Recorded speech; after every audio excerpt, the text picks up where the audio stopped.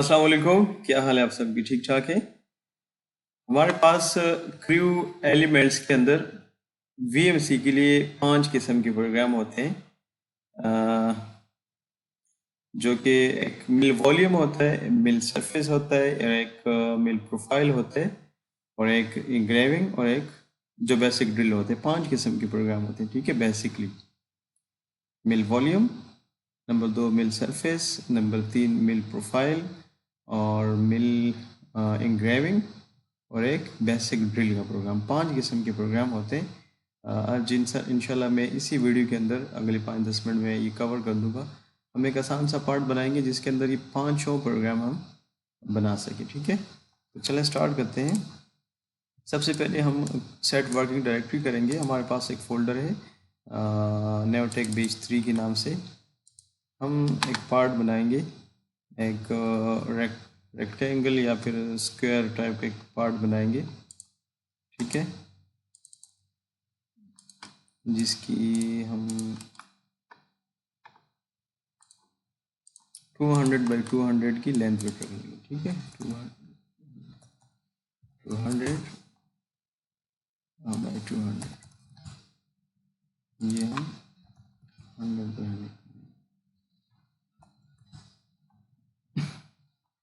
इसकी थिकनेस हम रख देंगे 40 मिलीमीटर, ठीक हो गया। फिर इसके अंदर हम एक बना देंगे एक हाफ सर्कल, जो कि मटेरियल को कट कर देगा, सही है। मतलब एम्बोज नहीं बल्कि डीप बनाएंगे, हाफ सर्कल बना लेंगे, ठीक है, बॉल बना लेंगे। तो उसके लिए हम रिवॉल्व का कमांड ले लेंगे, ठीक है। स्पेन डिफाइन करेंगे और फ्रंट पे हम इस तरह कोई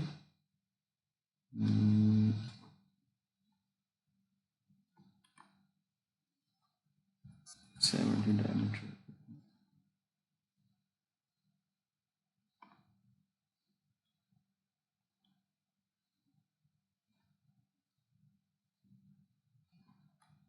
ठीक है। यहाँ पे हम रिमूव मटेरियल कर देंगे।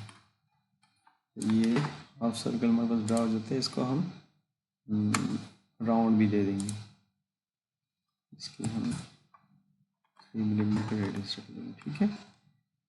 और फिर उसके बाद हम बना लेंगे 4 होल्स कर देंगे।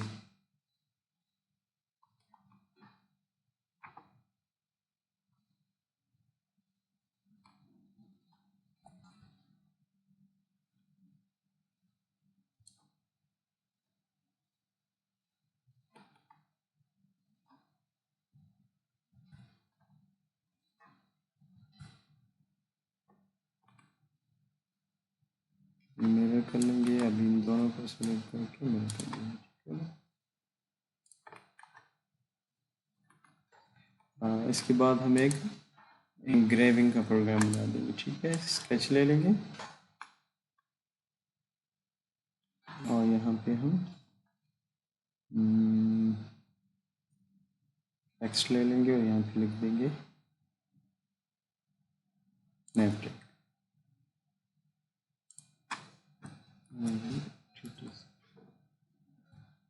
ठीक है क्या।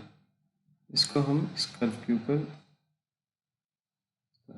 ठीक है क्या। और आप अपनी मर्जी से कोई फॉन्ट सेलेक्ट भी कर सकते हो, जो मुझे आपको चाहिए।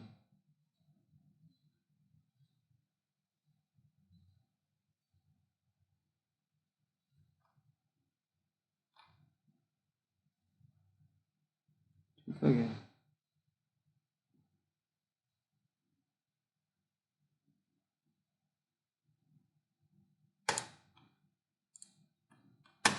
इसके बाद एक दूसरा कर देंगे यहाँ पर भी हम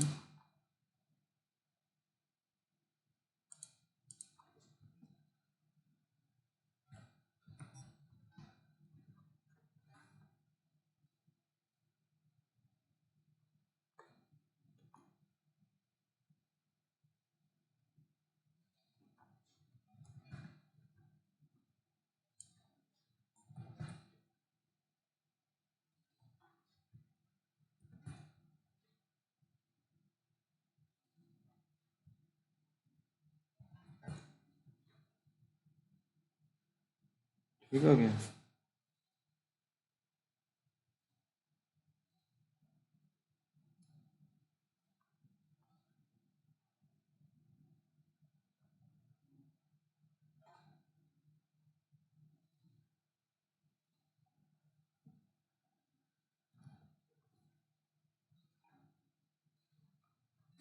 ठीक शो, अब इसको हम सेव कर देंगे और कोऑर्डिनेट ले लेंगे। ठीक है, सेंटर का कोऑर्डिनेट ले लेंगे। हम ये डेटम ऑन कर लेंगे। ये पार्ट ऑलरेडी हमने सेंटर में बनाया हुआ है, यानी कि ये जो डेटम है, राइट साइड का डेटम, फ्रंट साइड का डेटम और ये टॉप डेटम। ठीक है, हम इसी के ऊपर कोऑर्डिनेट्स भी सेट कर लेंगे। अपने कोऑर्डिनेट ले लेंगे। सबसे पहले हम टॉप सेलेक्ट कर लेंगे, कंट्रोल पकड़ के होल्ड रख के हम फ्रंट का डेटम सेलेक्ट कर लेंगे। फिर उसके बाद साइड का, यानी कि राइट साइड का। ठीक हो गया। अब हमारे पास ये जो x है, x की जगह z होना चाहिए। इसे हमने z कर दिया और x को राइट साइड पे होना चाहिए और y जो है हमारा बैक साइड पे होना चाहिए। तो हम सिंपली ये y जो है इसको हम फ्लिप कर देंगे। ठीक हो गया। कुछ इस तरह का हमारे पास कोऑर्डिनेट बन जाएगा। हम इसको रीनेम भी कर सकते हैं। ठीक है, यहाँ पे हम सेव कर लेंगे, न्यू में जाएंगे, मैन्युफैक्चरिंग सेलेक्ट करेंगे, यूज डिफ़ॉल्ट को अनचेक करेंगे और अभी जो हमने पार्ट बनाया है इसको हम असेंबल कर देंगे। हम ऑटोमेटिक की जगह कोऑर्डिनेट सेलेक्ट कर देंगे। यहाँ से हम कोऑर्डिनेट को ऑन कर देंगे।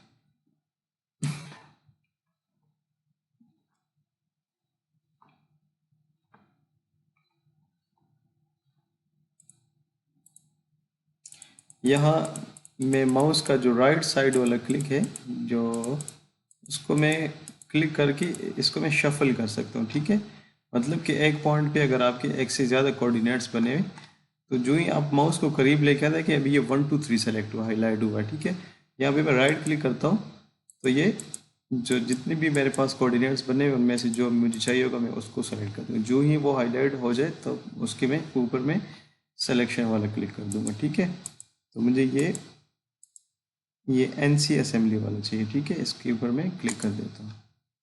फिर उसके बाद ये जो रिट्रैक्ट है, ऑलरेडी मैंने पिछली वीडियो में आपको समझाया भी है, इसको मैं 100 रख देता हूँ। ठीक हो गया,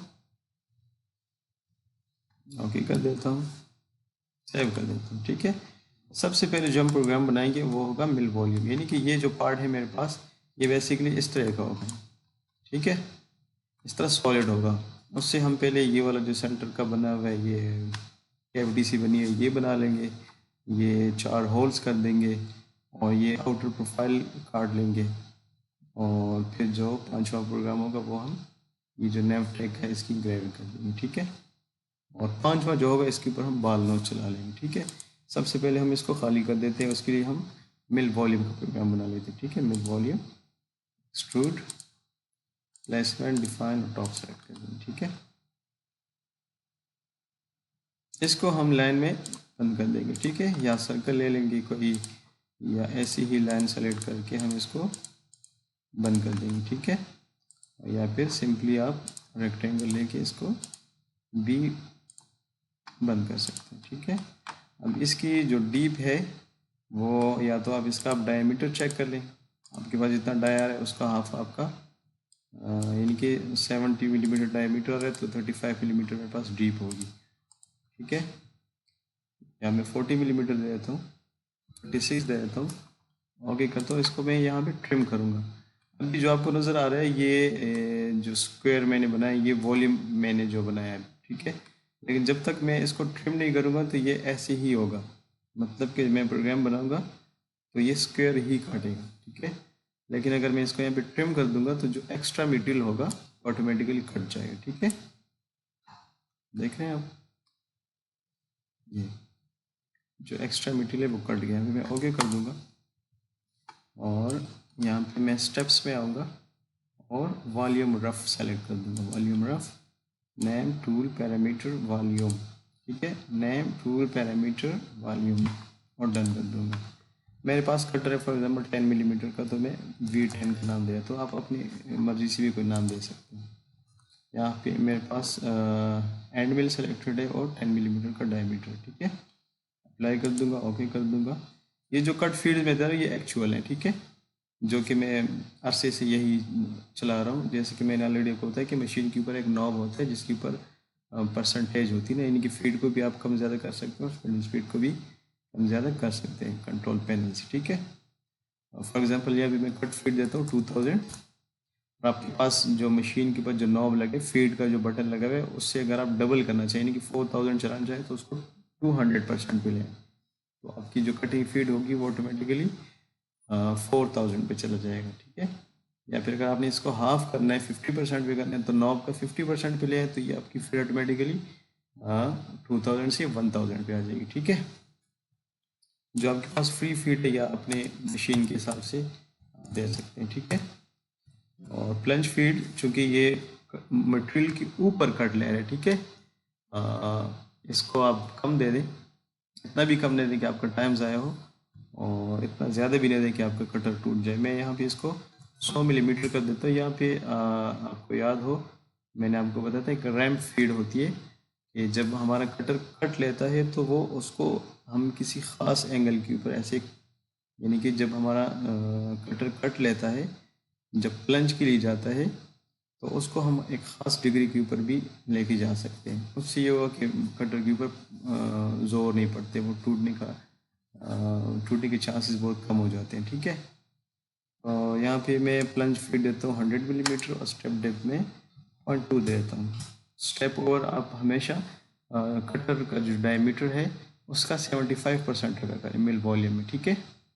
जब भी आप मिल वॉल्यूम चलाते हैं या फेसिंग का प्रोग्राम चलाते हो और आपके पास जो कटर है वो या तो एंड मिल है या कोई आपका टिप कटर है, ठीक है, तो उसका 75% आप दिया करें। मेरे पास 10 मिलीमीटर का कटर है तो यहाँ पे मैं 7.5 कर देता हूँ स्टेप ओवर। और यहाँ पे जो प्रोफाइल स्ट्रोक अलाउंस है, ये चूँकि मुझे ये जो बना हुआ है हाफ सर्कल, ये मुझे जो हाफ बॉल बना हुआ है ये मुझे बिल्कुल स्मूथ चाहिए, ठीक है। तो थोड़ी सी मैं कटिंग छोड़ दूंगा बॉल नोज के लिए, ताकि फिर जब मैं बॉल नोज चलाऊंगा तो साइज़ भी बन जाए और बिल्कुल फिनिश आ जाए, ठीक है। यहाँ पे मैं 25 का स्ट्रोक अलाउंस छोड़ देता हूँ। यहाँ टाइप 3 की जगह मैं टाइप स्पायरल कर दूंगा और क्लाइंब की जगह अप कट कर दूंगा। अप कट से ये होता है कि जो हमारा कटर होता है वो कट लेता है क्लॉक वाइज, यानी कि हमारे अगर कटर के फ्लूड क्लॉक वाइज के डिज़ाइन में बने हुए, यानी कि हम क्लॉक वाइज जाके उससे कट ले सकते हैं, तो फिर यहाँ पे आप कट कर लें। या फिर अगर आपका cutter counter clock wise cut ले सकते हैं तो फिर आप यहाँ पे क्लाइंब भी कर सकते हैं, ठीक है। ओके, यहाँ पे मैं अप कट कर देता हूँ और रफ ऑप्शन की जगह रफ ओनली करता हूँ, क्लियर डिस्टेंस 1 करता हूँ और 2500 मिलीमीटर में सॉरी 2500 RPM में रखता हूँ, ठीक है, राउंड पर मिनट। ओके, और इसको मैं सेलेक्ट कर दूँगा। अब यहाँ पे मैं इसको प्ले बात करता हूँ और NC चेक करता हूँ, ठीक है। ये NC चेक आपको दिखाने के लिए, वैसे इसकी ज़रूरत नहीं होती, आप डायरेक्ट स्क्रीन प्ले भी कर सकते हैं।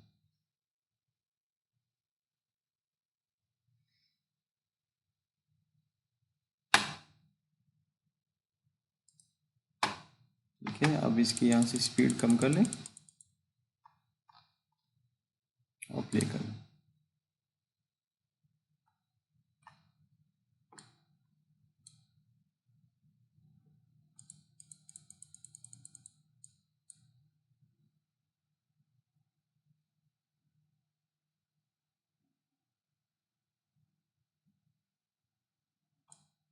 ये कुछ इस तरह का बन जाएगा। लेकिन अगर आप इसको गौर से देख लें तो इसके अंदर आपको स्टेप्स नज़र आएंगे।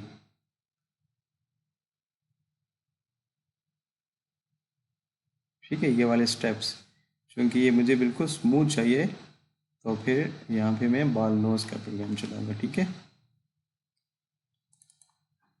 मैं बंद कर देता हूँ और स्क्रीन प्ले कर देता हूँ, ठीक है। अब जैसे कि मैंने ऑलरेडी आपको बताया है, इसको इस प्रोग्राम को आउटपुट भी कर सकते हैं, सेव एज MCD कर लें, आउटपुट कर लें, ओके कर लें। और यहाँ पे जो आपके पास मशीन है, जैसे कि मैं P11 करता हूँ तो यहाँ कॉर्नर में देखें मशीन, जो जिस मशीन के लिए ये पोस्ट प्रोसेसर सेट किया गया है वो आ जाते हैं, ठीक है। जैसे कि P11 है, ये हास VF8 के लिए पोस्ट प्रोसेसर बना होगा, ठीक है। इंशाल्लाह आइंदा किसी वीडियो में आपको मैं पोस्ट प्रोसेसर की सेटिंग भी बताऊंगा कि किसी मशीन के लिए पोस्ट प्रोसेसर की सेटिंग किस तरह करते हैं।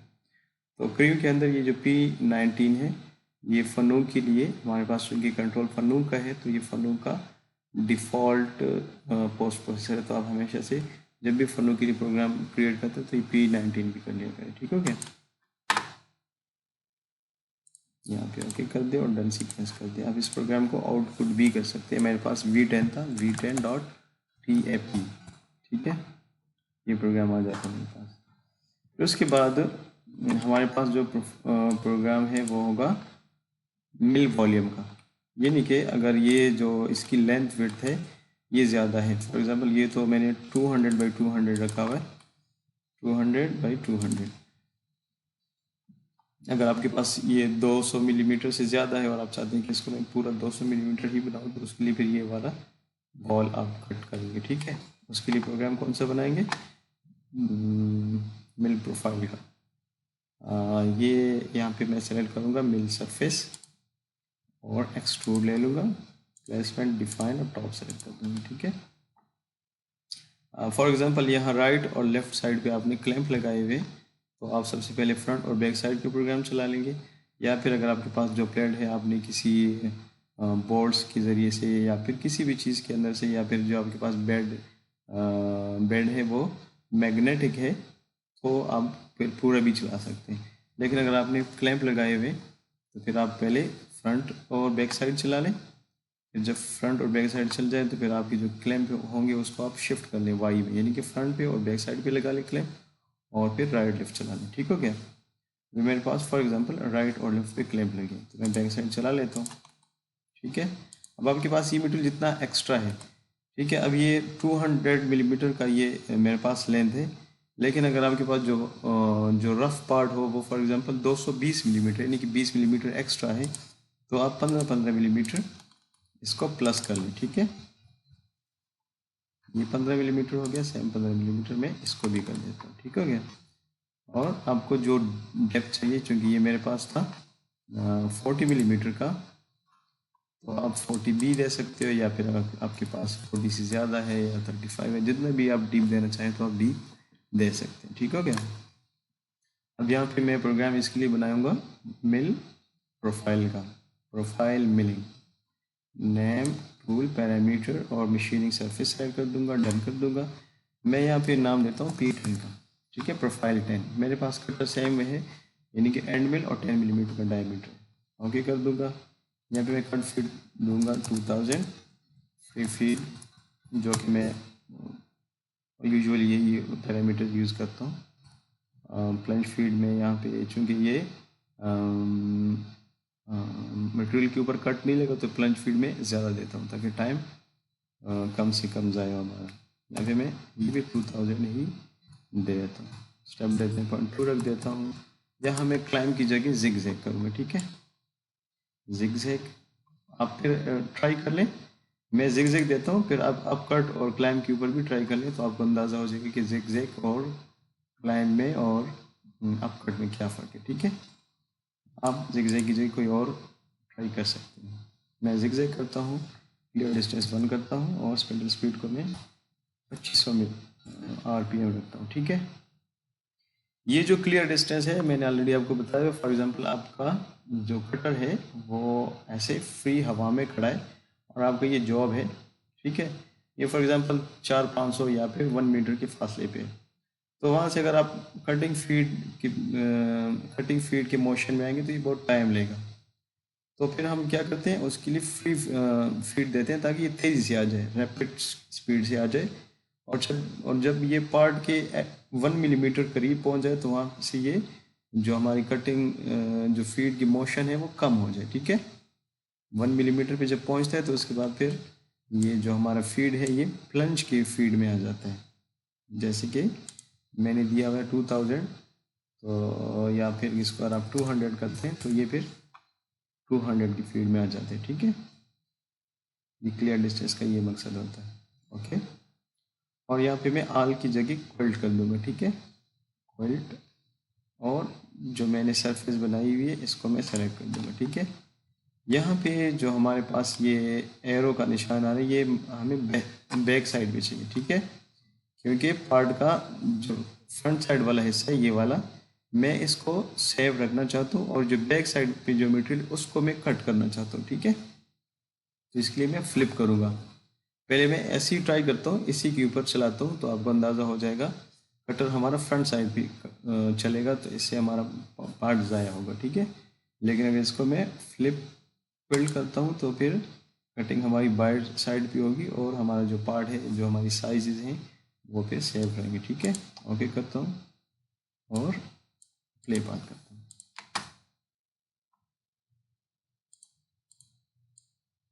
हमारे पास दो किस्म के प्रोग्राम बन गए, ठीक है, एक मिल वॉल्यूम का और एक प्रोफाइल का, ठीक है। दो प्रोग्राम हो गए और जो तीसरा हमारे पास प्रोग्राम है वो हम सरफेस मिलिंग का करते हैं, ठीक है। अब ये जो हमारे पास पार्ट है ये हम वॉल्यूम से भी चला सकते हैं, प्रोफाइल से भी चला सकते हैं, लेकिन जैसे कि मैंने आपको बताया कि 5 किस्म के बेसिक प्रोग्राम होते हैं तो मैं चाहता हूँ कि वो मैं आपके साथ शेयर करूँ, ठीक है। आप में से अगर कोई एक्सपर्ट मुझे देख रहा है और वो कहे कि भाई ये तो वॉल्यूम से भी हो सकते हैं या फिर किसी और प्रोग्राम से हो सकते हैं, बिल्कुल हो सकते हैं, लेकिन यहाँ पे मैं आपको सरफेस मिल का तरीका बता रहा हूँ, ठीक है। हाँ जी, तो मिल सरफेस के लिए मिल सरफेस सेलेक्ट करूँगा और इस पार्ट को मैं क्लिक कर दूँगा, ठीक है। और जो जो मुझे रिक्वायर्ड है, जहाँ जहाँ भी मैंने प्रोग्राम चलाना है उसको मैं सेलेक्ट कर दूँगा। ये दरअसल मेरे ग्राफिक्स कार्ड के अंदर कोई इशू है शायद, तो इसलिए थोड़ा सा टाइम ले रहा है सिलेक्शन करने में, ठीक है। तो जो जो जिस जिस जगह आपने बाल नोट चलाने उस जगह को आप सेलेक्ट कर लें, ठीक है। जैसे कि ये मैंने सेलेक्ट कर दिया, फिर उसके बाद कंट्रोल-C और कंट्रोल-V से आप इसको कॉपी और पेस्ट करें, कंट्रोल-C और कंट्रोल-V से, ठीक हो गया। ओके कर दें और यहाँ पे आप स्टेप्स में जाएं और सरफेस मिलिंग सेलेक्ट कर लें, ठीक है। दो प्रोग्राम ऑलरेडी बना चुके हैं, मिल वॉल्यूम, मिल प्रोफाइल और ये तीसरे नंबर का मिल सरफेस होगा, ठीक है। यहाँ पे आप नेम, टूल, पैरामीटर और सरफेसेस सेलेक्ट कर लें और डन कर लें।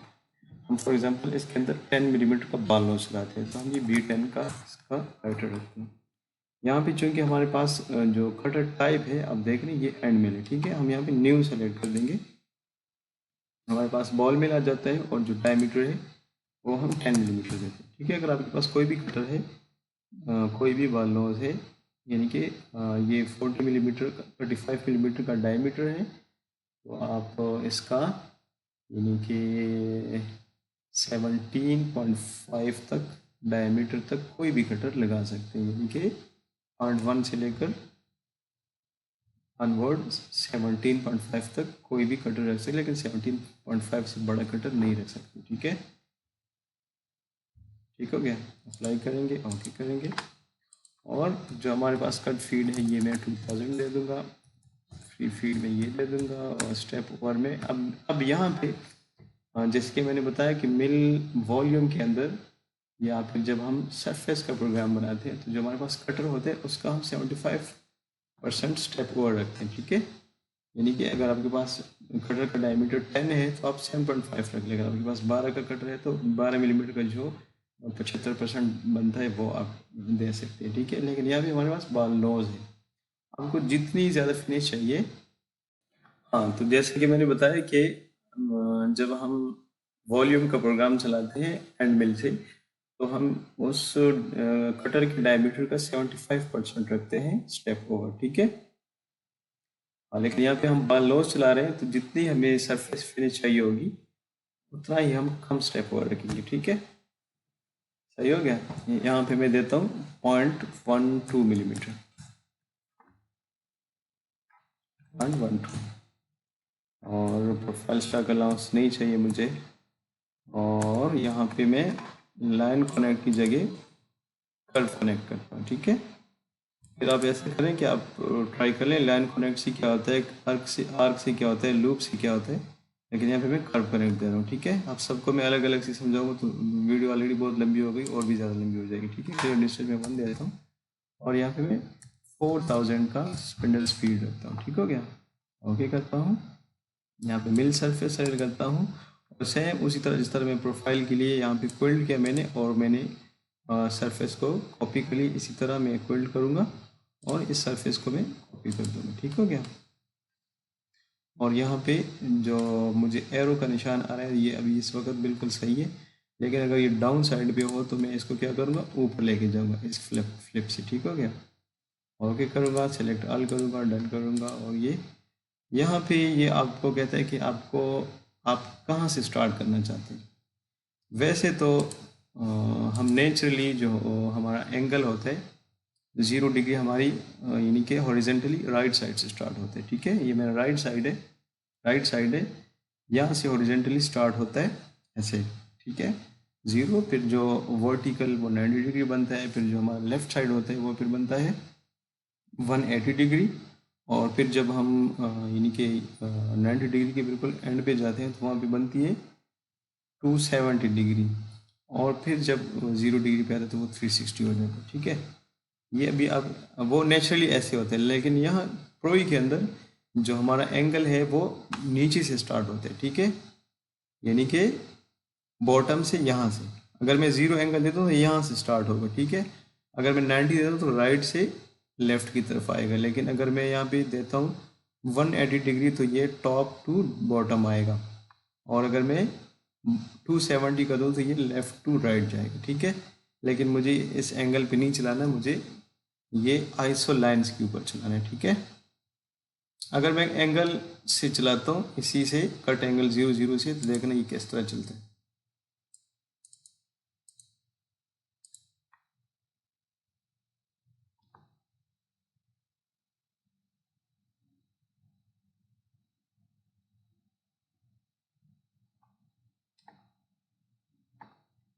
ठीक है, ये देखें 0 दिया होता है मैंने एंगल, तो ये बॉटम टू अप स्टार्ट होते। ठीक है, ऐसे ये 0 एंगल हो गया।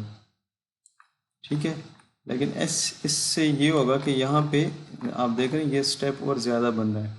ठीक है, तो यहाँ पे शैटरिंग आएगी, साफ नहीं होगा हमारा पार्ट। तो हम अगर चाहते हैं कि भाई हमारा सरफेस फिनिश अच्छा हो, इससे भी ज़्यादा अच्छा हो, तो उसके लिए हम डिफाइन कट में जाएंगे और यहाँ पे हम from surface iso line select करेंगे। ठीक है, यानी कि अपनी मर्जी से अगर हम टूल पाथ बना देना चाहें तो हम फिर आइसो लाइन में जाएंगे। स्क्रीन प्ले करूँगा।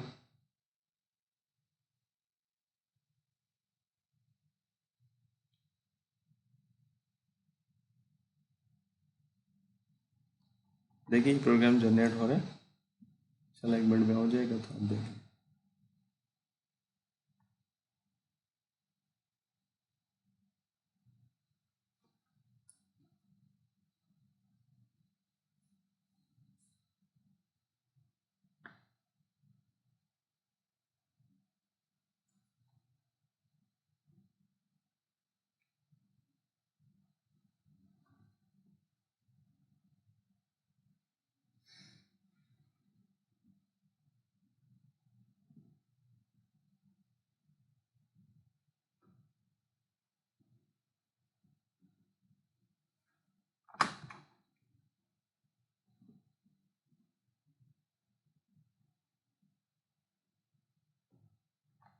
तो ये हमारा टूल पाथ रेडी हो गया, यहाँ पे आप देख लीजिए कैसे चलता है।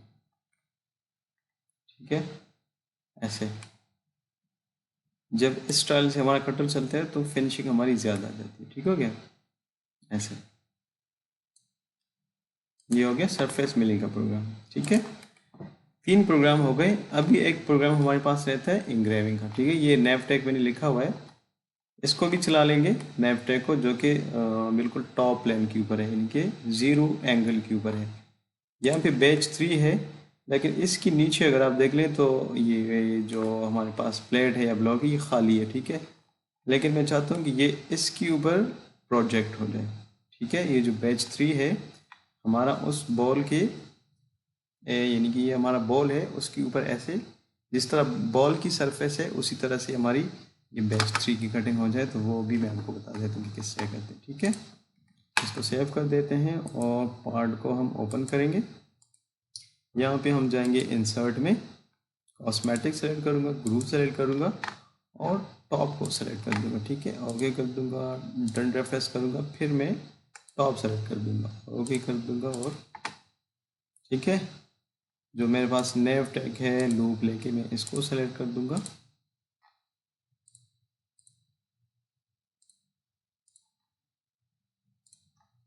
ठीक शो। और फिर उसके बाद ये जो सेंटर का है इसके लिए मैं क्या करूँगा, यहाँ पे मैं कोई सरफेस क्रिएट कर दूंगा सबसे पहले। ठीक है, तो सरफेस आप कैसे भी क्रिएट कर सकते हैं, जो आपके पास बाउंड्री ब्लेंड है ऐसी भी आप कर सकते हैं।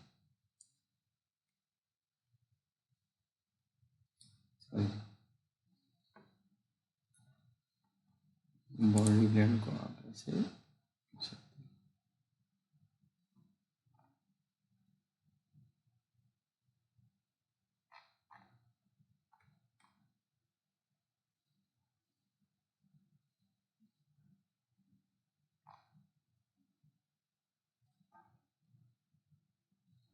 ठीक है,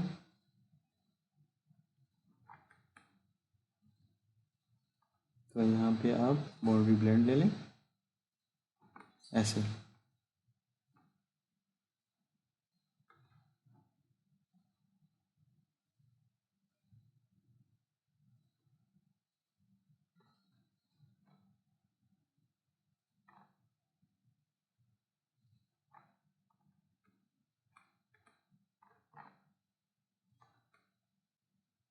ये भी ठीक है, या फिर अगर आप तो इसको फिल की कमांड से भी कर सकते हैं। फिल का कमांड ले लें और ऐसे इसको बंद कर दें। ठीक है, ऐसे ऐसे भी कर सकते हैं आप, या फिर एक्सट्रूड का कमांड ले लें। एक्सट्रूड लेकिन सरफेस, यहाँ पे आपने सॉलिड की जगह सरफेस को सेलेक्ट करना है और प्लेसमेंट ले लें और यहाँ पे आप एक्सट्रूड कर सकते हैं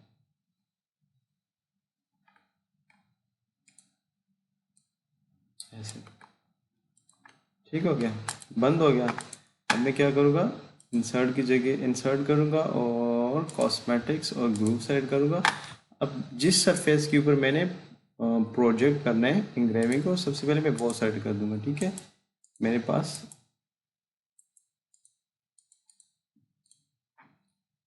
इंसर्ट कॉस्मेटिक्स ग्रुप ये है,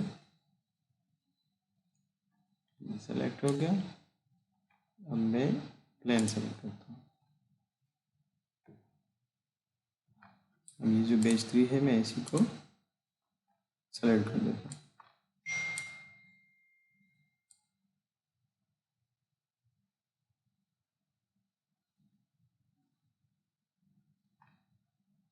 बेस 3 ठीक हो गया। अब इसको देखें हम ज़रा, जिसी तरह हमारा प्रोफाइल बना हुआ था उसी तरह से ये प्रोजेक्ट हो गया। ठीक है, ज़रा हाइड कर लें तो आपको अंदाज़ा हो जाए। ठीक है,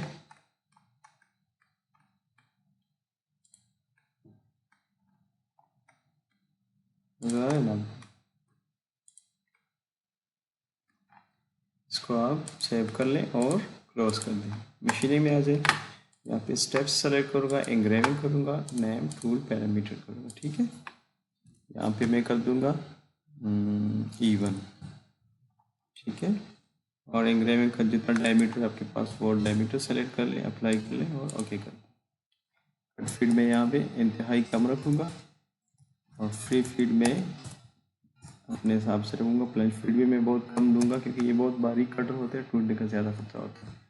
और स्टेप डेप्थ में यहाँ पे 0.05 देता हूँ। ठीक है, और जो हमारे पास ग्रूव की टोटल डेप्थ है वो मैं 0.2 देता हूँ। ठीक है, यहाँ नंबर कट्स मेरे पास 4 हो जाएंगे, क्लियर डिस्टेंस 1 और 6000 RPM हम बहुत ज़्यादा रखेंगे। ठीक है, यहाँ पे इतना भी RPM ज़्यादा रखें कि आपका जो स्पंडल है वो नीचे गिर जाए। आपकी मशीन अगर एक्सेप्ट करती है तो आप ज़्यादा से ज़्यादा RPM दे दें। ठीक है, और इसको सेलेक्ट कर दें, ओके कर दें और प्ले पास कर दें। ये देखिए,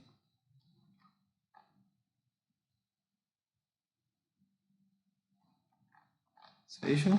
ये 4 कट, 1 2 3 1 2 3 4 4 कट ले लिए इसमें। ठीक है, बेस 3 हो गया।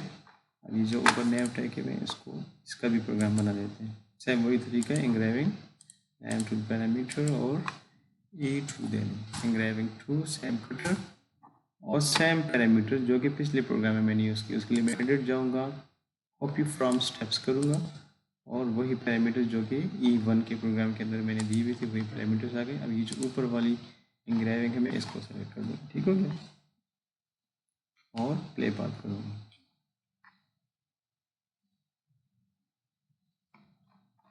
ठीक है, डन करता हूँ। 4 प्रोग्राम हो गए।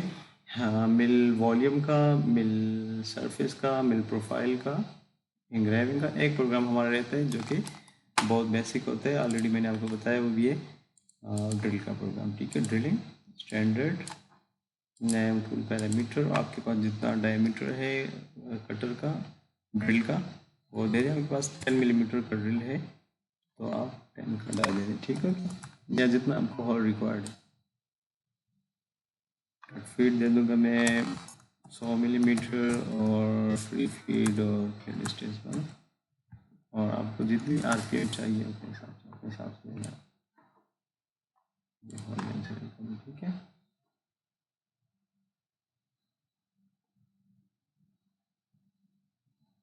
बात करेंगे इसको। ठीक है, मेरे ख्याल में आज के लिए इतना काफ़ी है। वीडियो काफ़ी ज़्यादा लंबी हो गई। अब मैं देखता हूँ अगर ये पार्ट 1 में होता है तो भी ठीक है, वरना फिर मैं इसको 2 किस्तों में अपलोड करता हूँ। ठीक हो गया। अगर आपको कोई मुझसे कोई सवाल करना है, कोई आपकी क्यूरीज हैं या किसी चीज़ की आपको समझ नहीं आती तो आप कमेंट के थ्रू मुझसे पूछ सकते हैं, या फिर कल क्लास में आके भी आप मुझसे पूछ सकते हैं। ठीक हो गया। अस्सलाम वालेकुम।